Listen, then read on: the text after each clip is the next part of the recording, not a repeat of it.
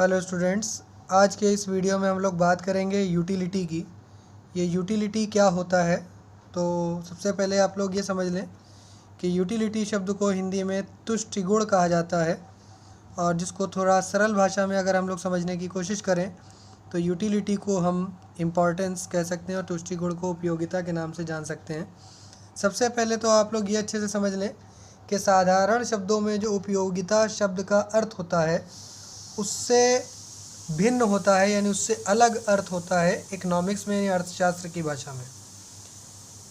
तो साधारण शब्दों में यूटिलिटी शब्द का मतलब होता है किसी चीज़ में अगर यूज़फुलनेस है, कोई भी चीज़ अगर आपके काम की है तो इट मीन्स वो आपके लिए इम्पॉर्टेंट है। साधारण शब्दों में ऐसा ही बोला जाता है। लेकिन बेटा अर्थशास्त्र की भाषा में यानी इकोनॉमिक्स की भाषा में आप यूटिलिटी किसी भी चीज़ को, किसी भी वस्तु को कह सकते हैं जिस चीज़ में या जिस वस्तु में मनुष्य की आवश्यकताओं को पूर्ति करने की ताकत हो। तो इसको अगर हम साधारण से भाषा में यहाँ लिखें तो यूटिलिटी का मतलब क्या हुआ? यूटिलिटी का मतलब हुआ anything which has capacity to satisfy human wants. Human wants का मतलब मानव की इच्छाएं, मनुष्य की इच्छाएं जो कि अनंत होती हैं। कभी भी व्यक्ति की यानी मनुष्य की इच्छाएं का अंत नहीं होता, कभी भी नहीं होता। एक इच्छा की पूर्ति होती है तो दूसरी इच्छा सामने आ जाती है। जब किसी भी मनुष्य अपनी एक इच्छा की पूर्ति कर लेता है तो उसके सामने दूसरी इच्छा आ जाती है कि अगर हमको ये मिल गया तो अब उसके आगे सोचेंगे, जब वो हमको दूसरी चीज़ मिल जाएगी तो हम वो उसके आगे सोचेंगे। ऐसा ही होता है ह्यूमन वांट्स में। अब आपको यहाँ पर समझना क्या है, हम सब क्या बताने की कोशिश कर रहे हैं। एनीथिंग, तो कोई भी चीज़ या कोई भी ऐसी वस्तु, कोई जगह, कुछ भी हो सकता है जिससे कि मनुष्य की इच्छा की पूर्ति हो सके, यानी ह्यूमन वांट सेटिस्फाई हो सके। जिस चीज़ के अंदर भी ये कैपेसिटी है, ये ताकत है, तो उसको बोला जाएगा कि हाँ इसमें यूटिलिटी है। फॉर एग्ज़ाम्पल, हम आपको एक एग्ज़ाम्पल बताते हैं। जैसे आपके सामने भी यह बुक में एग्ज़ाम्पल लिखा हुआ है, for a drunkard a bottle of wine. बात समझ रहे हो? सबको पता है बॉटल ऑफ वाइन जो होता है वो नुकसान की चीज़ है, ये बहुत ही ख़राब चीज़ है, इससे सेहत ख़राब होती है। लेकिन एक ड्रंकर्ड व्यक्ति के लिए उस चीज़ में, उस वस्तु में यूटिलिटी है। दूसरे व्यक्ति के लिए भले ना हो, जो व्यक्ति उस चीज़ को कंज्यूम नहीं करता उसके लिए उसमें कोई यूटिलिटी नहीं है, लेकिन जो उस चीज़ को कंज्यूम करता है उसके लिए उसमें बहुत यूटिलिटी है। तो इसमें कई सारे चेंजेस होते हैं, कुछ साइकोलॉजिकल चेंजेस भी होते हैं। जैसे फॉर एग्ज़ाम्पल कई सारे ड्रग्स का मतलब समझते हो ना, कई सारे ड्रग्स का मतलब हमेशा नारकोटिक्स नहीं होता, हमेशा नशीला पदार्थ नहीं होता। हम लोग बहुत सारे जो पिल्स यानी दवाइयाँ कंज्यूम करते हैं, टैबलेट्स, तो उसमें भी कई तरह का जो केमिकल्स मिलाए जाते हैं। तो कुछ होते तो वो हार्मफुल है लेकिन दवाइयों में इस्तेमाल किए जाते हैं, विच क्रिएट यूटिलिटी। अब आप बात समझें, कुछ जगहों पर ये चीज़ें भी यूटिलिटी क्रिएट कर देती हैं।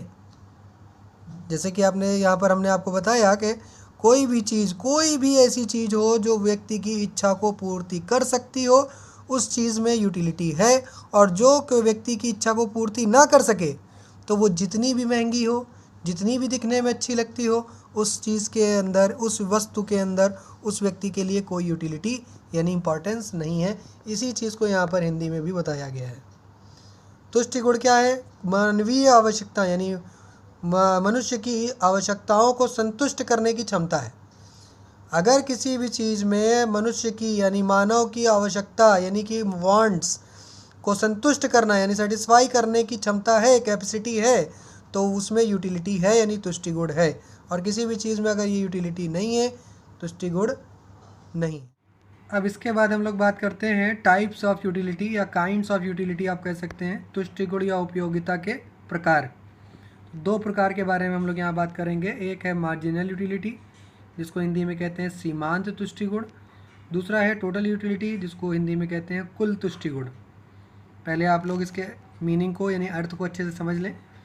मार्जिनल यूटिलिटी का मीन्स क्या होता है?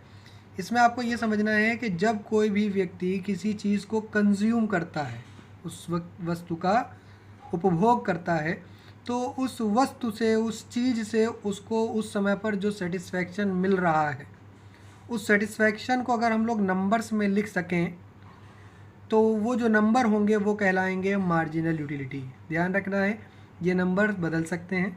जैसे कोई व्यक्ति अगर ज़्यादा प्यास नहीं लगी है उसको और आप उसको पानी दे रहे हैं तो एट दैट टाइम वो पानी उसके लिए उतना इम्पॉर्टेंट नहीं है।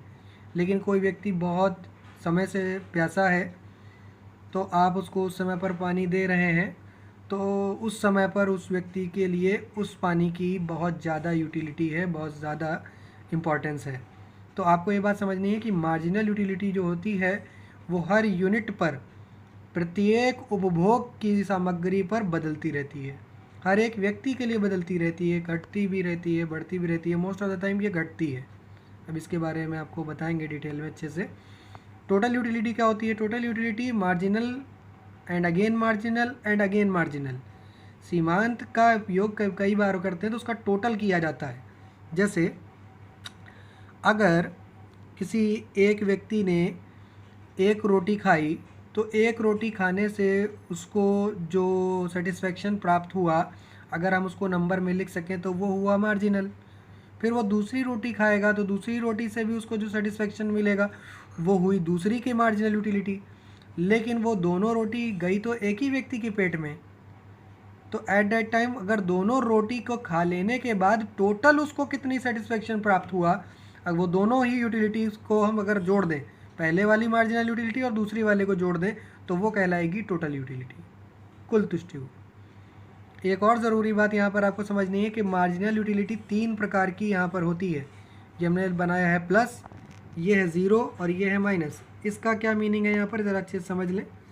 प्लस का मतलब है पॉजिटिव मार्जिनल यूटिलिटी, पॉजिटिव जिसको हिंदी में कहते हैं धनात्मक तुष्टिगुण।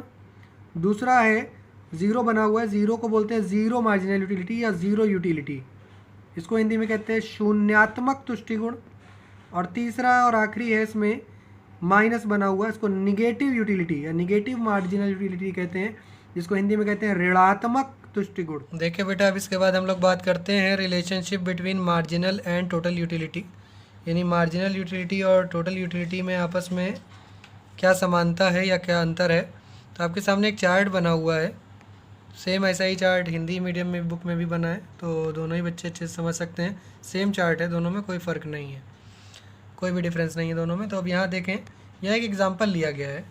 एग्ज़ाम्पल क्या है ज़रा समझने की कोशिश करें आप लोग।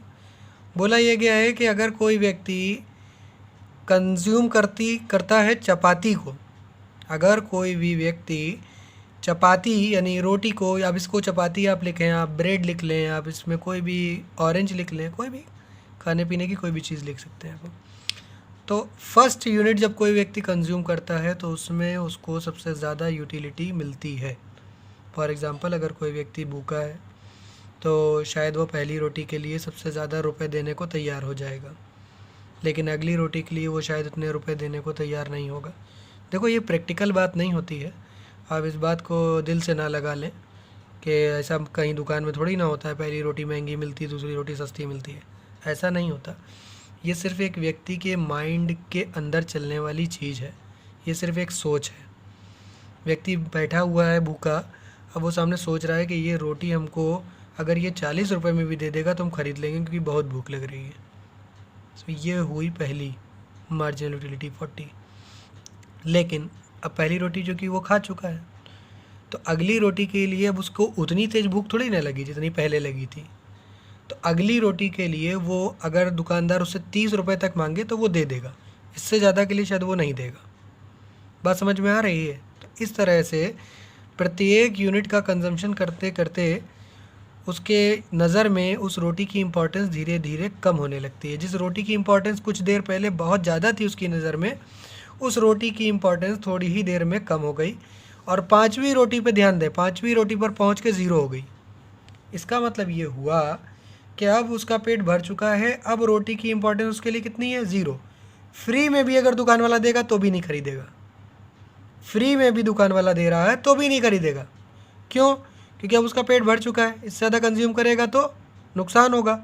अब यहाँ पर इसको बढ़ा करके देखा गया। फॉर एग्ज़ाम्पल, मान लो अगर सिक्स्थ रोटी का वो कंजम्पशन करे तो क्या होगा, माइनस में, -10। फ़ायदा नहीं होगा बल्कि और नुकसान हो जाएगा, पेट खराब हो जाएगा।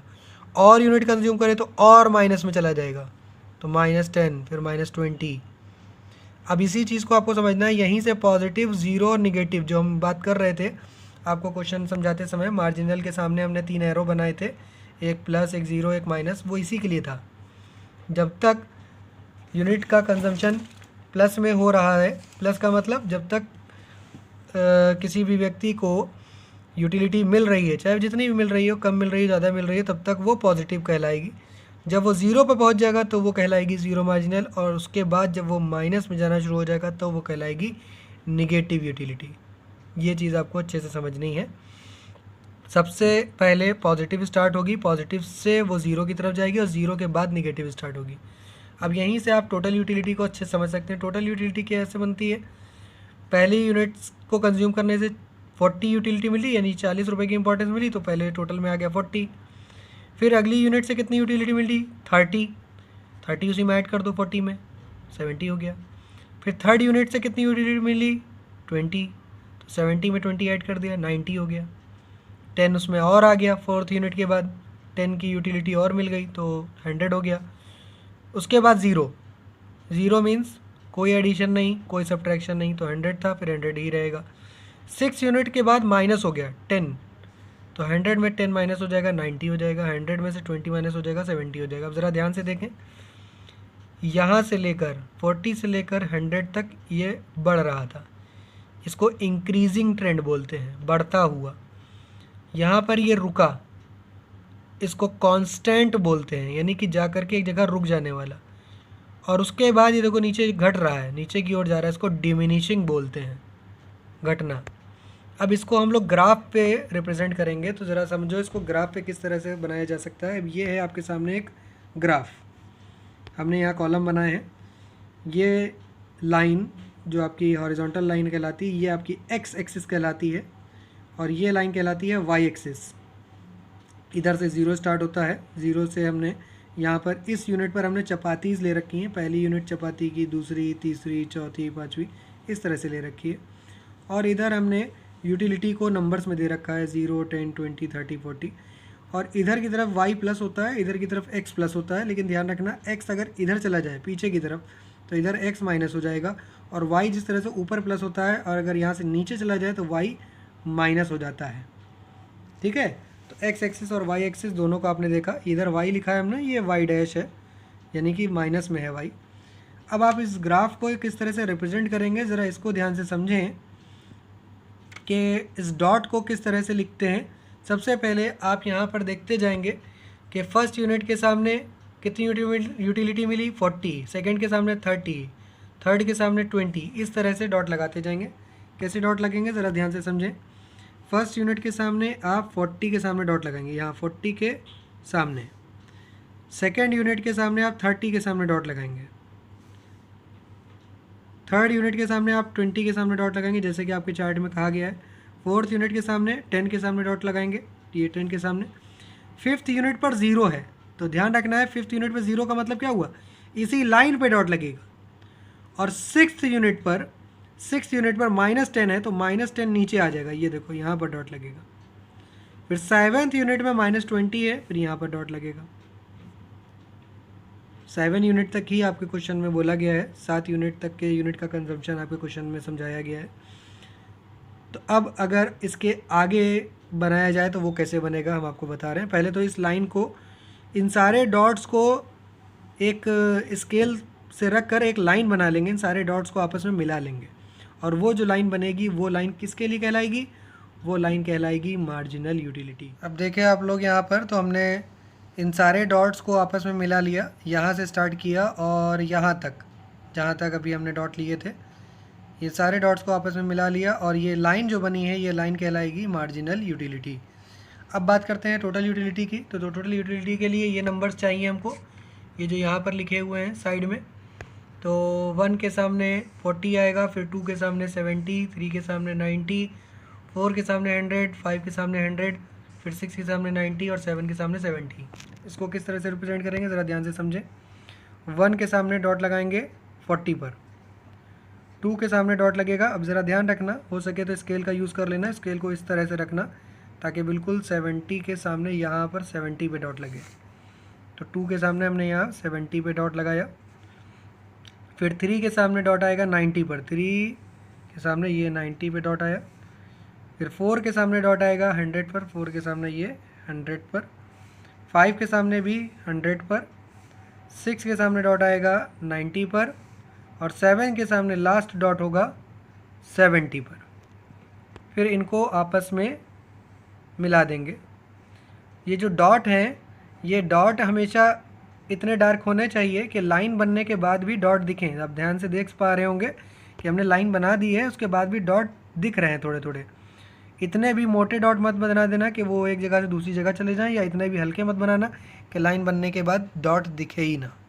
तो अब आप यहाँ देख सकते हैं इस लाइन को, जो डॉट हमने यहाँ पर लिए थे, ये सारे डॉट को हमने डैश डैश बन के लाइन बनाया। इसको डैश डैश लाइन आप कह सकते हैं।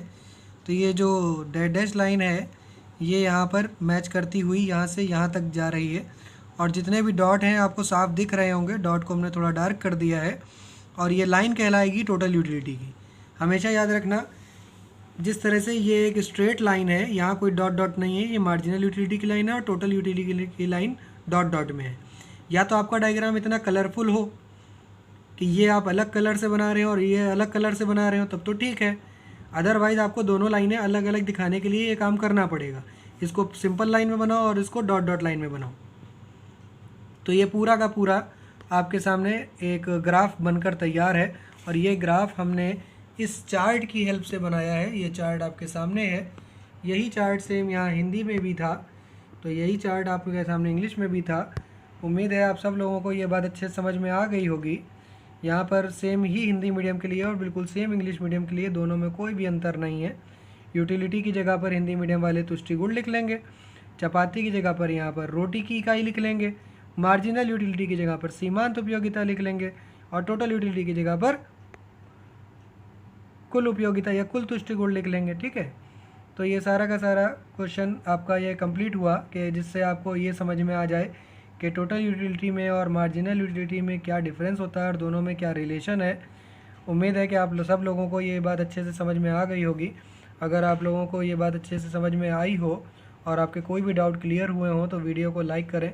और अगर आपने अभी तक चैनल को सब्सक्राइब नहीं किया तो चैनल को सब्सक्राइब करें, साथ ही साथ बेल आइकन को प्रेस करें और भी लोगों तक इस वीडियो को शेयर करते रहें। Thank you.